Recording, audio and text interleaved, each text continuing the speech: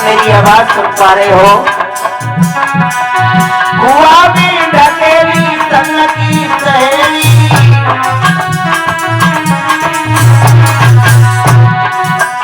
मैं तो करमन को फल भोग रही हूँ, घोड़ा बाटे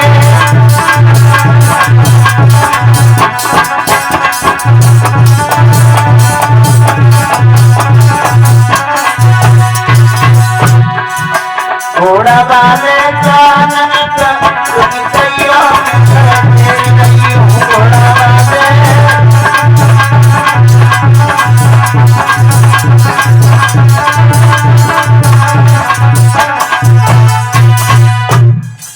जैसे ही कुआ से आवाज लगाई, अरे भैया घोड़ा वाले हो, इस घोड़ा को रोक लो।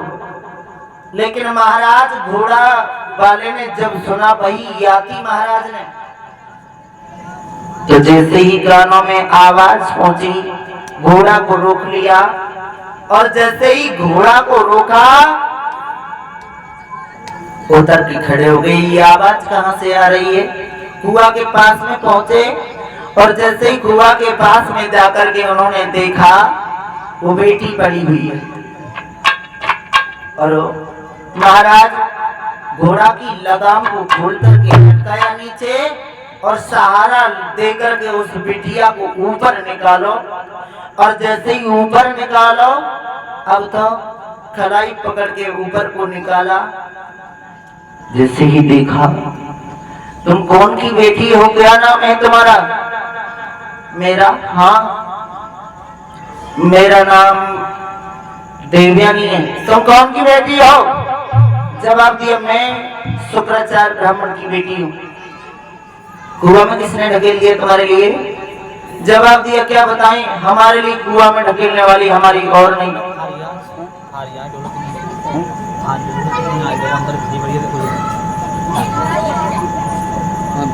और नहीं। और महाराज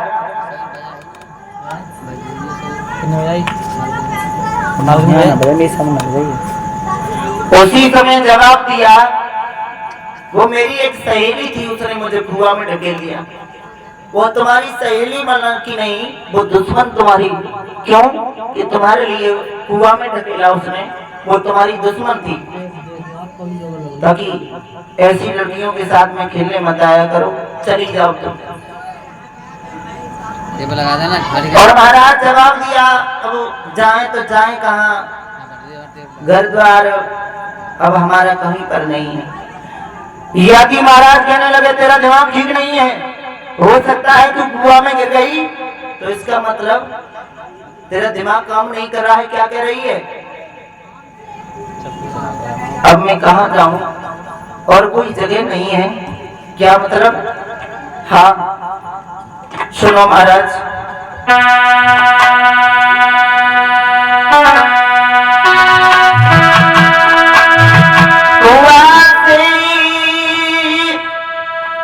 तुमने निकाली मौका बनायो अपनी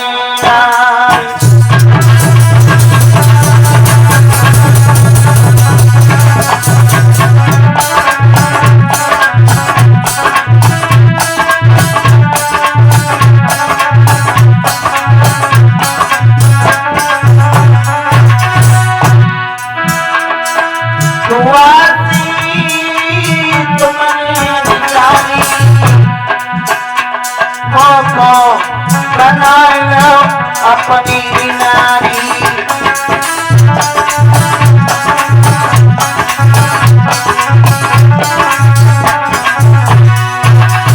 और जवाब दिया, देखी में तो तेरे आई, देखी में नजर मेरी कहूँ न ठहराई, नजर मेरी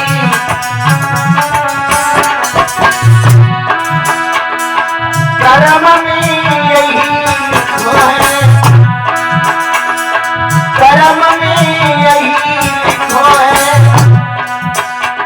वो बना लो अपनी नारी हुआ से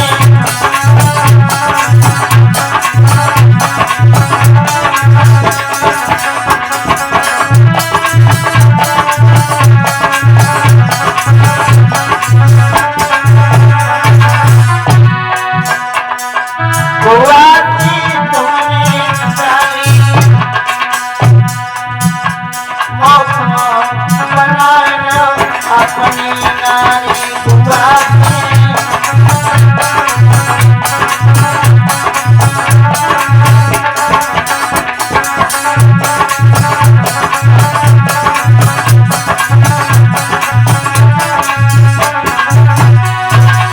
बनो तुम मेरे अरे भरता